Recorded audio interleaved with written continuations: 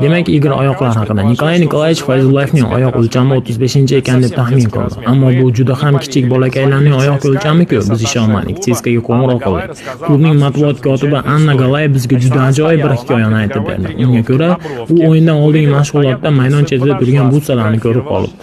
Yaqinroq borib ularni suratga olgan ekan, keyin esa bu qadar kichik o'lchamli oyoqlar kimniki deb qiziqib qolgan. Mashg'ulot tugagach Anna o'sha butsalarni aynan Fayzullayev kiyib olayotganini ko'rib, unga bu qanday o'lcham o'zi deb aytgan. Keyin buni hazilga aylantirishgan, kulgan. Hatto Igor Akinfeyev bu voqeani ko'rib kulib yuborgan va bizda o'yinchini ham, matbuot kotibini ham maydonga tushirsa bo'ladi degan. Bu kulgili hikoyaning xulosasiga kelsak, Fayzullayevning oyoq o'lchami 40-inch, butsalar ham 40-inch o'lcham. Bu juda kichik o'lcham hisoblanadi. Lekin aytilishicha, kichik oyoq va kichik butsa to'pni yaxshi nazorat qilish hamda keyinroq zarbalarni berishga imkon beradi.